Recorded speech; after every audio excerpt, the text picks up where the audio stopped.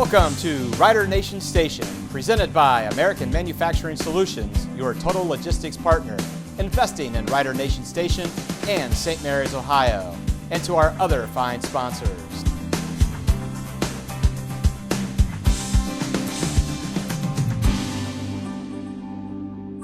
Welcome to another Rider Nation Station podcast, presented by American Manufacturing Solutions, your total logistics partner. American Manufacturing Solutions, investing in Rider Nation Station and St. Mary's, Ohio.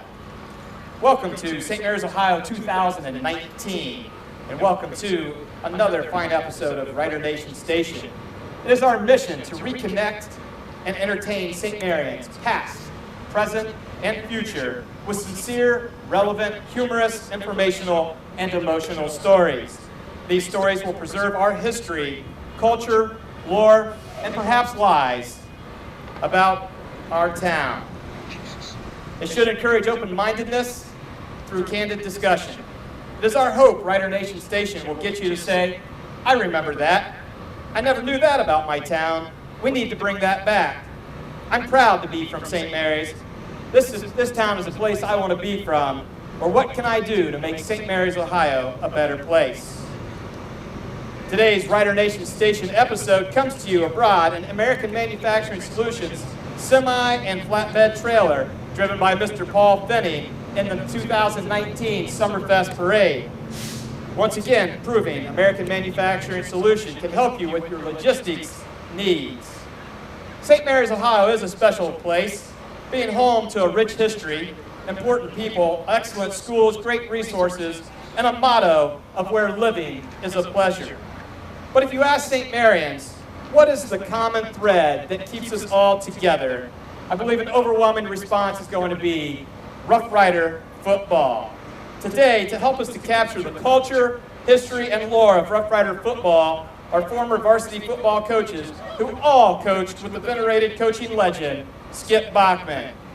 It's my pleasure to introduce Mr. Don Martindale, Mr. Dennis Vossler, Mr. Roger Duncan, Mr. Dennis Long, and Mr. Greg Freewall. Gentlemen, thank you for being here. Cork, we're going to start off with you. The first question, how did you become a coach for the Rough Riders, and why did you want to coach for the Rough Riders? Well, I knew Skip. I went to college with Skip. We played football together, so we've been good friends since 1950. And when he got the St. Mary's job, he asked me to come down to be his assistant, so that's how I got to St. Mary's, just being an old friend. Excellent. So, Cork, you're the first one that could really speak to Coach Baughman coming in and instituting his program. In 1959, I believe, when you came, did the system look a lot like it did, perhaps, when the rest of these guys came in the 60s? Well, it was pretty. Skip got us started. We couldn't talk to the guys until middle of August. And so when they started practice, nobody was in condition. So when they first came out, he had to start conditioning them. And this was pretty hard on them because we were practiced down in the hole beside the stadium. Yeah. And there for a while, the first few days, a lot of the guys would start out and then they would run up the locker room while we were still practicing. And they would leave. So about the second day, we locked the doors. One funny thing happened was we went up after practice. There was just one guy's football equipment was there all neatly folded, and he'd gone home in his jockstrap. But then it was a big difference then, but of course it's nothing like it is today where they can do it all year round, but he was limited to when it started. Okay. And probably another difference, I don't think the two-platoon system came into play early on in his career. Dane, when did that come about? Do you remember? Yeah, 1970. We'd been talking about it, thinking about it for a while, and Skip decided, no, it's a go. We're going to do that. First game on the schedule when we were two-platooning was Sydney. And the score was 56-14. Probably a lot of Monday morning quarterbacks on that decision, huh? There was a lot of talk after the game by the coaching staff. But Skip said, no, we're in it. Here we go. And so I think we ended up 8-2, and we took platoon almost entirely for 2 decades, and then got away from it a little bit, and now we're away from it quite a bit too. So I thought by this time every high school team would be 2 platooning, just like every college team is, but it never happened. Voss, let's talk a little bit more about some of the implementations that Skip and staff put into play that was maybe a little unique to the rest of the WBL teams or Northwest Ohio teams. What were some of those things that he instituted that nobody else was doing at the time? Well, I think we had a more comprehensive weightlifting program in the off-season, which tended to develop players a little bit more in the off-season. And then I think the other thing that was very unique is we practiced separately. Our defense practiced on one field and then all the time, and our offense practiced on the other field all the time. So, we were able to get twice as much coaching in as opposed to some of our opponents, because kids were only learning one position and they did it all the time. And as a result, our execution on offense and defense became probably far superior to everybody else on our schedule, and that helped us out immensely. And, with our success, I think that played a big part of it. Any indication as to when other teams started catching on and that we need to implement 2 platoon system and get in the weight room a lot earlier than what we had been doing? Well, I think like with anything, when it kind of becomes you've got to keep up with the Joneses. And as a result, we started having some success there in the early 70s, and I think everybody kind of jumped on board, and pretty soon most of the teams in our league were 2 platoon and involved in the weightlifting program and that kind of thing. So kind of everybody felt like they had to do the same thing to compete. And, I think that was we kind of set a new trend in that, and chase that all back to Skip's decision to go to platoon football back in 1970. Coach Freewalt, was the 70s kind of the turning point for Rough Rider football? We've got the implementations of new things, and we start seeing more WBL championships, and then 78, go to the playoffs, 79, UPI, AP champs. What was the 70s kind of that tipping point? I came here in 71, and they'd already implemented the 2 platooning, and so naturally they had one more to the staff, which was me. I was a defensive lineman, and from there it just blossomed. I mean, we seemed to be ahead of everybody for a while there, and the players, they just believed in the program, and when we win, that's the biggest thing in the world. Success breeds success, that's for certain. But and I think a lot of the success, and I think a lot of people pinpoint this too, as well as Skip did, is the development of staff and the continuity of the staff. You guys. Skip handpicked his staff, and when you get that, everybody was very, very loyal to Skip, and you believed him like the players also, and the respect was there. Going along that line, these guys that I'm sitting there with, we've known each other for over 50 years. We coached together 25 or 30 years, and so,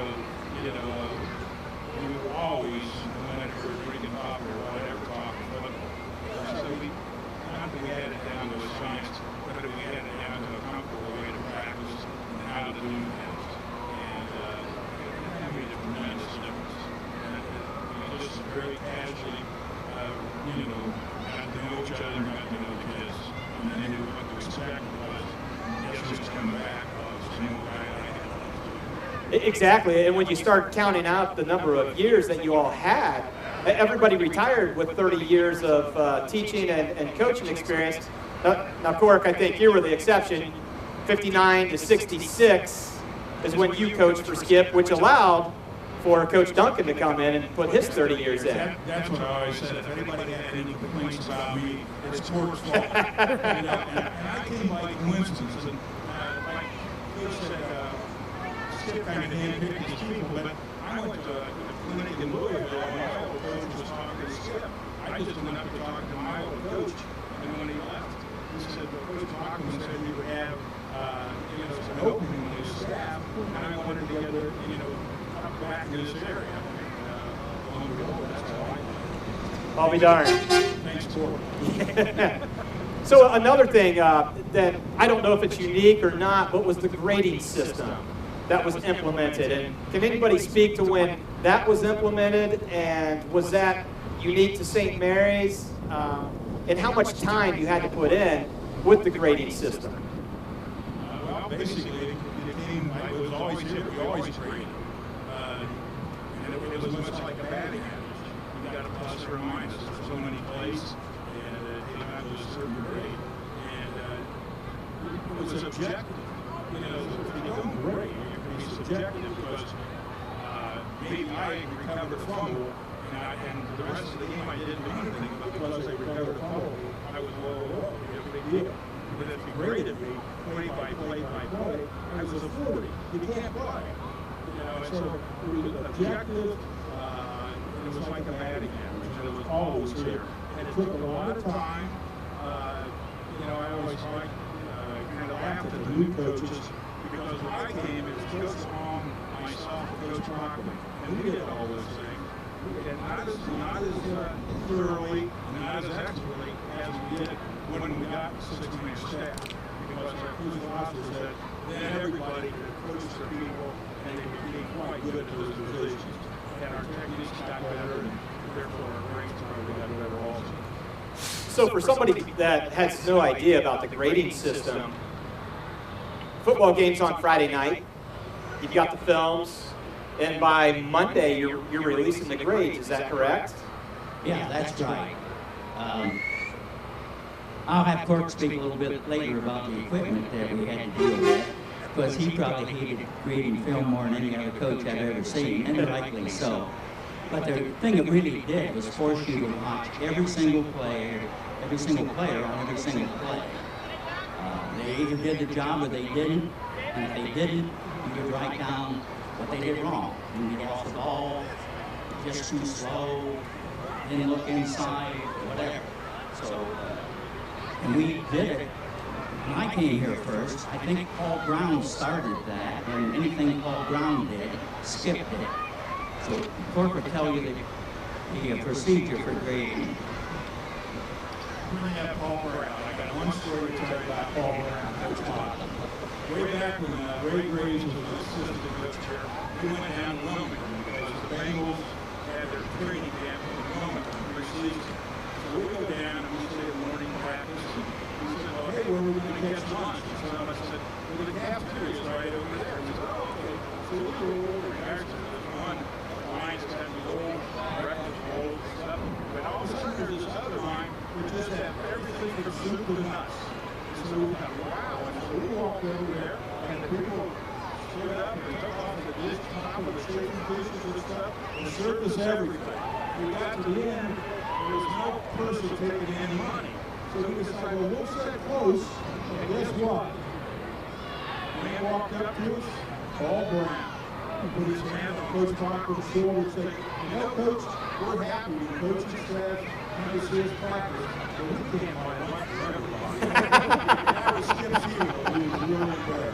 Great moment. Oh, that's a great story. We're approaching close to the Clark residence, who's the president of American Manufacturing Solutions, who has been a great supporter of Rider Nation Station, and I think we're going to get a loud horn sounding here before too long for the Clarks and everything that they do for St. Mary's and Rider Nation Station. And we'll continue on after this horn. Court, can you talk a little bit about the grading system when you came in? What was it? What these guys just spoke of, or did you guys implement it? Well, Skip had his grading system when I came here, and if you got your block, you got a plus, and if you didn't do a very good job, you got a 0, and if you didn't do anything, you got a minus. And this kept everybody pretty concentrating on what they were supposed to do, because they didn't want to get the real the minuses. Right. And in 1959, there were probably fewer coaches. Well, there were 3 of us. It was Coach Baughman, Coach Clark, and myself. So we had to do the whole thing. We'd start about 6 o'clock on Sunday night, and we wouldn't get out there till maybe 10 o'clock or after that. Wow. It was a long process. Definitely a time commitment to do that. Right. Coach Long? I thought Cork would be complaining about this. He didn't, so I will. The projector we used was one of those old 16 millimeter flickery things, and it was shown on Skip Baughman's cement wall in the basement. And we couldn't see to write, so Coach Freewall had a box with a light bulb in it, like an incubator. He was a farm boy, knew how to do that. And we'd have to run them back over and over. The cameraman sat in the press box. Sometimes he sat on a bus on the sideline. Sometimes it rained on him, and the film was just terrible. So you didn't have very good eyes after doing that for a few years.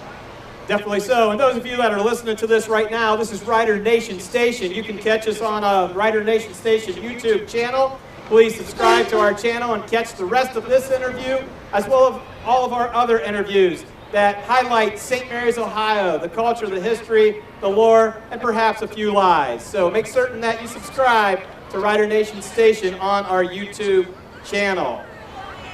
Let's go around and talk about our favorite skip moment or our favorite skip saying, or both perhaps.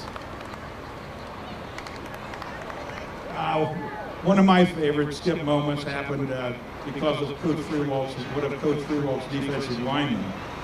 We had a so-so practice in the morning and kind of a god-awful practice in the afternoon. It's hot, dusty, yucky, and we got through practice and came in, and Coach Baughman was still on edge. And the guys were goofing around a little bit in the all-purpose room, and he was barking at them and barking at them. And all of a sudden, this big defensive lineman came out of nowhere, picked him up, turned him upside down, and started shaking him. Well, there were pens and pencils and cigarettes and change came out of his pocket, and everybody's just horrified. It was a long, quiet moment, and finally, I think Coach Freewald and I looked at each other and started laughing, and finally it broke the ice, and the big guy said, "Don't worry, Coach, we'll be okay." And we were. Nice. Any other Coach Baughman favorite memories or favorite lines that he used? You know, I can remember Skip's last time that he actually talked to the press after the Uniontown Lake game. You know, we'd won the game 21-0, and the reporter came up and asked to him about the game in Uniontown Lake, and Uniontown Lake had taken the ball and driven the ball down the field the very first series and got down inside our 15-yard line, stalled and tried a field goal and just missed the field goal. And of course, then we took the ball and we ended up scoring a few times against them, and they never scored again. But the reporter, I'm sure, wanted Skip to say that changed the momentum of the game and took something away from Uniontown Lake. And because he asked Skip, he says, "Well, what do you think would have happened if they would have kicked that field goal and made it to start the game?" And Skip said, "Well, the score would have been 21-3. Yeah, you know, Skip, he never wanted to take anything away from our players and St. Mary's football, and you know, he taught our kids to respect everybody but fear no one, and that's kind of the way we play. Great story. Folks, we're here at Rider Nation Station talking Rough Rider football with the retired football coaches of St. Mary's, Don Martindale, Dennis Bosler, Greg Freewalt, Denny Long, and Roger Duncan.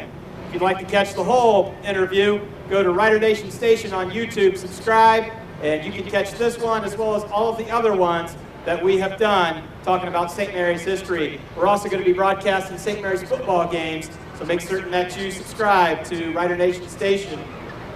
Let's talk playoffs. Let's talk the state teams. Go ahead. Got a favorite play there.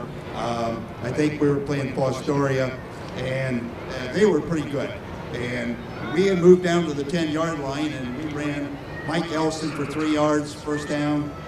Ran him on a dive, second down, 3 yards. Ran him a third time on the same dive, 1 yard. There was 3 yards to go. And they're calling up above and wanting to know what play to call. And Coach Pepper, I said, fake it to Hirschfeld. Let Hirschfeld keep the ball. Fake it to Elston. He can run around the end. And Pep says, "Coach, if this doesn't go, we're fired." And what happened was that the big defensive end, of course, Mike makes a great fake in there. They turn into him. Purcell just goes right around the corner and scores the touchdown, and we beat them. So, and one other one, Coach Duncan was involved with me in this. Every Monday night you have to take a reserve game. So we had an offensive coach and a defensive coach. And the other opposite week, Coach Long and Coach Foster would take it. And we just throw a team together so we could play that night. And Coach Duncan's running the offense, and the other team's ahead by a point or two, and we're driving down the field, but we can't throw the ball, we can't do anything, but we can drive the ball for 4 or 5 yards every time we hand it off. And, well, there's only 25 seconds left in the game, and we're on the 25-yard line. And Dunk looks at me and says, "Coach, what do you want to do?" Alex Grundy comes to me and says, "Coach, let's kick a field goal." We had never, ever practiced a field goal in our life. Well, they lined up. Coach says, "Well, hey, I got no other answers." Lined it up, kicked the field goal, won the daggone game. The kids went wild. Another great story. So we were talking about the state tournament championship runs, and was there a point when it kind of clicked that we are a state caliber football program? Well, I think in 1989, we got into the playoffs, and we played a Franklin team that was very, very good in round one of the playoffs. And we'd never won a playoff game before, but we faced a very strong Franklin team in '89, and the second half we kind of really dismantled them with the wingback counter and play. We just kept running and running and running, and they had no answer for it. And we ended up beating them, and I think then the next week we had some injuries, and we ended up losing to Sydney in the second round.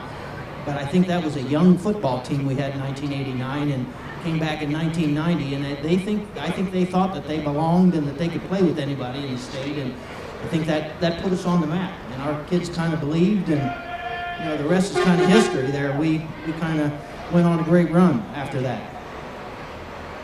Back in '78, we played Elyria Catholic in the semifinals. They only had about 4 teams in that, and they eventually won the state in Division II, and they beat us 7-6.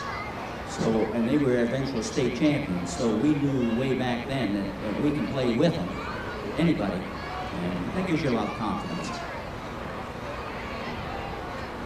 I know one thing, after you win one, you look at each other and think, "Oh my gosh, I never thought this would happen," but you really get greedy because every year after that, you want another one. So let's talk. Then the very next year,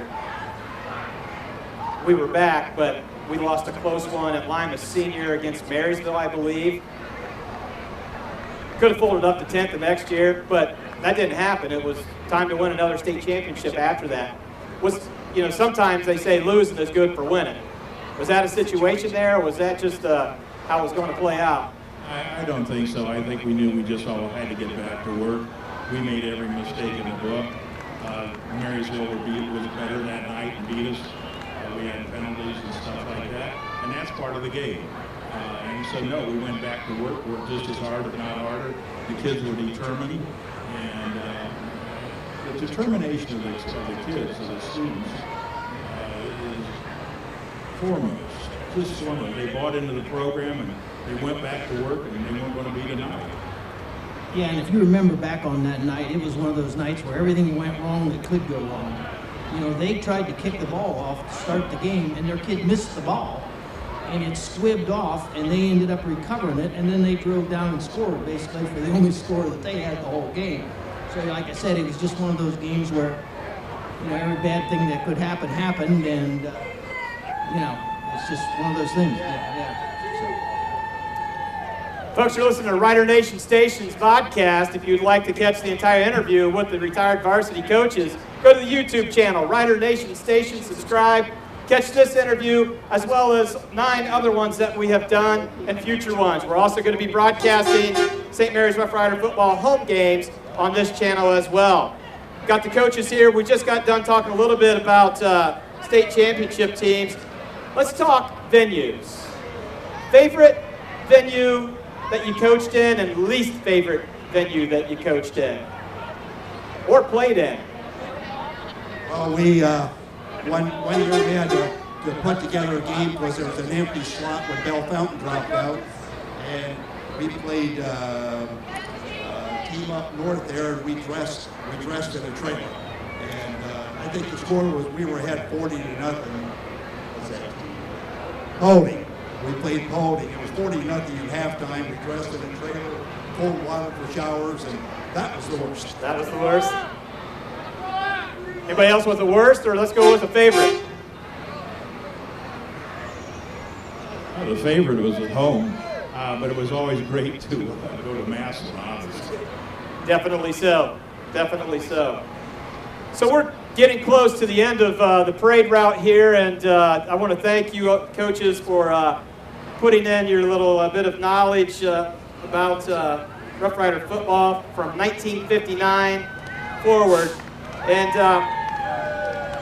the Rider Nation Station podcasts are about today, but really they're about 50 years from now, of having the St. Marians in 2069 look back to see what our town was like and what our culture and history and lore was like. So this one's kind of out of the box.